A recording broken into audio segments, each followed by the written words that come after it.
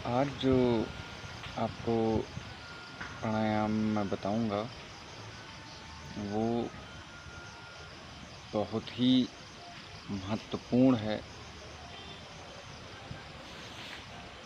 हर एक इंसान की जीवन शैली को सुधारने के लिए, खास करके जो ये इतनी दौड़ भाग भरी ज़िंदगी हम लोगों की चल गई है, बड़ी स्टफ़ी लाइफ है, किसी के पास समय नहीं है। तो उसमें सबसे ज़्यादा दिक्कत क्या आती है, लोगों को पेट की प्रॉब्लम आती है, खाना पचता नहीं है, कब्ज बनती है, एसिडिटी होती है। और दूसरा जो गुदा रोग हो जाते हैं, जैसे पाइल्स वगैरह है, इस टाइप का बहुत सारे रोग हो जाते हैं जो, और इनकी मेन जड़ जो है वो है पेट। तो पेट को कैसे सही रखना है, उसके लिए जो मैं आपको आज प्राणायाम बताने जा रहा हूँ उसका नाम है बाह्य प्राणायाम। बाह्य प्राणायाम इसको इसलिए बोलते हैं कि इसमें जब आप हवा खींच के, जो हम हवा खींचते हैं अंदर, जो श्वास लेते हैं, तो वो आपकी पूर्ण तरीके से बाहर निकल जाती है, इसलिए इसको बाह्य प्राणायाम बोला जाता है। तो ज़्यादा टाइम वेस्ट ना करते हुए कैसे करना है इसको, किसको किसको करना है, सावधानियाँ क्या हैं और इसके फ़ायदे क्या हैं, वो एक एक करके मैं आपको सीक्वेंस वाइज बताता चलूँगा। तो सबसे पहले इसको करने का तरीका क्या है कि आप किसी भी आरामदेह आसन में बैठ जाएं, चाहे आप सुखासन में जैसे मैं बैठा हुआ हूँ वैसे बैठ जाएं, या फिर स्वास्तिकासन में बैठ सकते हैं। अभी स्वास्तिकासन कैसे बनता है, स्वास्तिकासन इस तरीके से आपका ये स्वास्तिकासन बनता है, चाहे तो इसमें बैठ जाएं, या फिर आप अर्ध पद्मासन में भी बैठ सकते हैं, ये अर्ध पद्मासन है। या फिर मैं तो ये प्रेफर करूँगा कि अगर जो आपसे पूर्ण पद्मासन लगता है तो आप उसमें करिए। ऐसा नहीं है कि आप किसी और आसन में नहीं कर सकते हैं, लेकिन पद्मासन में क्या है, जो अच्छा बेनिफिट लेने के लिए पद्मासन सबसे बेस्ट तरीका माना जाता है। अब इसमें आपको हाथों की मुद्रा लगाना है कि नहीं लगाना है, वो देखना है कि अगर जो आप चाहें तो आप ध्यान मुद्रा भी लगा सकते हैं या फिर वायु मुद्रा भी लगा सकते हैं। अब इसमें करने का तरीका क्या है, अभी मैं आपको एक बार करके दिखाता हूँ कैसे करना है, उसके बाद में आप लोगों को इसका अभ्यास करना है। तो करने से पहले मैं जो अपनी ये बनियान है वो उतार देता हूँ। वो इसका एक रीज़न है उतारने का कि इसकी जो क्रिया है, कैसे करना है, वो आपको समझाने के लिए मैं ये कर रहा हूँ। तो कृपया आप लोग इसको एक्सेप्ट कीजिएगा।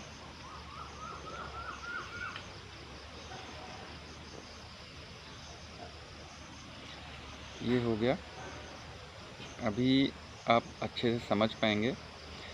सबसे पहले क्या करना है, एक लंबा गहरा सांस अंदर खींचना है, फिर उसके बाद में ये सांस पूरे तरीके से बाहर निकाल लेना है। सांस पूरा निकल गया, फिर उसके बाद में अपने पेट को ऊपर खींचना है।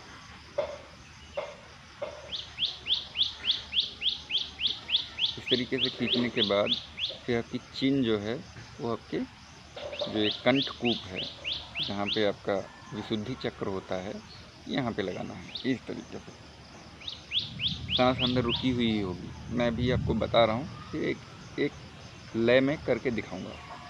फिर उसके बाद में क्या करना है, आपकी ये थोड़ी कंठकूप में लग गई। लगने के बाद में क्या है, आपका जो स्टूल पास करने की जगह है, जो मल द्वार है, जो स्टूल पास करने की जगह है, जो आपका ग्वाइटर है, एनस है, जहाँ से आप स्टूल पास करते हो, उसको साथ में ही ऊपर की तरफ खींच के रखना है। ऊपर की तरफ, जैसे आप स्टूल पास करने के टाइम में जाते हैं तो नेचुरली अपने तरीके से होता है, उस तरीके से करना है। तो अभी एक बार मैं इसको पूरा एक बार करके दिखाऊंगा, और इस कंडीशन में जितनी देर रुक सकते हैं उतनी देर रुकना है। तो एक बार देखिए, हाथों की मुद्रा आपकी ये हो गई।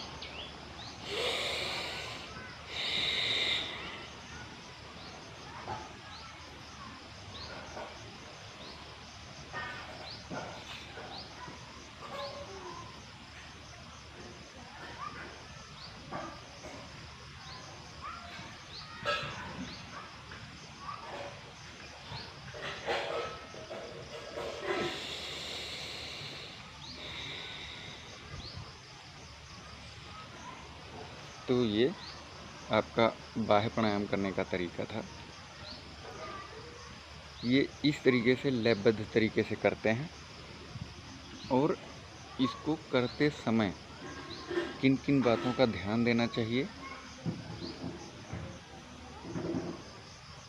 वो मैं अभी आपको एक एक करके बता रहा हूँ।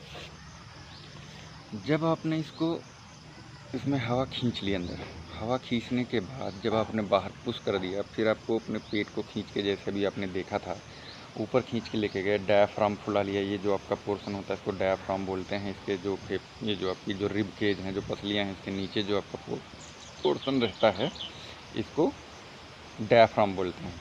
तो इसको फुला लिया।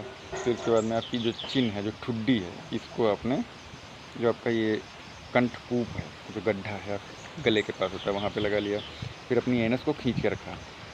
इन सब चीज़ों में आपकी ये सारी क्रियाएं करते टाइम में आपकी सांस रुकी रहती है, उसको रोक के ही रखना है। तो जब आपने बाहर निकाल दिया पूरी सांस, तो वहीं पे बाह्य कुंभक लगा देना है। बाह्य कुंभक मतलब जब आप पूरी सांस अंदर खींचते हैं और बाहर निकाल देते हैं और वहीं पे रोक देते हैं, ये बाह्य कुंभक होता है। इसमें इसी कंडीशन में रुके रहना है। जितनी आपको किसी भी प्रकार की कोई जी में चलने वाली प्रॉब्लम नहीं होनी चाहिए। आसानी से जितनी देर रुक सकते हैं रुकना है। फिर आपको थोड़ी धीरे से सीधी कर लेनी है और सांस छोड़ देना है, जैसा कि आपने पीछे देखा था। तो ये तो हो गया करने का तरीका। अब इसके फ़ायदे क्या हैं? फ़ायदे इसके जो बहुत ही अनबिलीवेबल फ़ायदे हैं। नंबर 1, अगर जो किसी को हार्निया प्रॉब्लम है उसके लिए काफ़ी फ़ायदेमंद है। मूत्र से रिलेटेड कोई प्रॉब्लम है, फिर उसके बाद में गुदा से रिलेटेड कोई प्रॉब्लम है, और यहाँ तक कि ये जो पाइल्स वगैरह हैं में भी काफ़ी कारगर सिद्ध होता है ये। और दूसरा, आपका जो पेट के जो कब्ज है, एसिडिटी है, ये जितने भी प्रकार के पाचन से रिलेटेड कोई भी आपकी दिक्कत है, वो धीरे धीरे अगर जो आप इसको रेगुलर बेसिस पे करते हो तो ख़त्म होने लगती हैं। तो ये तो हो गए इसके फ़ायदे। अब इसमें सावधानियाँ क्या हैं और किसको नहीं करना चाहिए। अगर किसी भी व्यक्ति को फेफड़ों से, हृदय से और पेट में कोई ऑपरेशन हुआ है, तो वो व्यक्ति अगर जो इस प्राणायाम को करने की कोशिश करता है या चाहता है कि मैं करूं इसको, तो उसको क्या चाहिए कि सबसे पहले अपने डॉक्टर से परामर्श ले ले कि वो इसको करने के लिए फिट है या नहीं है। अगर आपका डॉक्टर बोलता है कि हाँ ठीक है, आपको कोई प्रॉब्लम नहीं है, आप कर सकते हो, तभी इसको करने की कोशिश करें, अन्यथा ना करें। अभी एक लास्ट का पॉइंट जो मैं बता रहा हूँ, जो काफ़ी कारगर होगा आप लोगों के लिए। अगर जो इसको आप रेगुलर बेसिस पे करते हैं, तो अगर आप किसी भी सेक्सुअल प्रॉब्लम से ग्रसित हैं या सेक्सुअल प्रॉब्लम है, कोई आपको किसी भी प्रकार की है, मैं ये ज़्यादा डिस्कस नहीं करूँगा, किसी भी प्रकार की सेक्सुअल प्रॉब्लम है, तो अगर जो आप इसको रेगुलर बेसिस पे करते हैं तो आपके लिए काफ़ी फ़ायदेमंद सिद्ध हो सकता है। क्यों? क्योंकि इसमें जब आप पेट खींचते हैं तो आपकी जो पेल्विक मसल्स होती हैं उन पे काफ़ी प्रेशर पड़ता है और वो काफ़ी एक्टिव हो जाती हैं। इससे काफ़ी अनबिलीवेबल फ़ायदे देखने को मिले हैं। मेरे कहने का मतलब ये नहीं है कि आप करेंगे तो आपको फ़ायदा होगा ही होगा, लेकिन आप अगर जो इसको रेगुलर बेसिस पे लयबद्ध तरीके से करेंगे तो निश्चित रूप से आपको फ़ायदे होंगे। तो आप इसको अपनी जीवन शैली में इन्वॉल्व कीजिए और उसके फ़ायदे लीजिए। जय हिंद, जय भारत।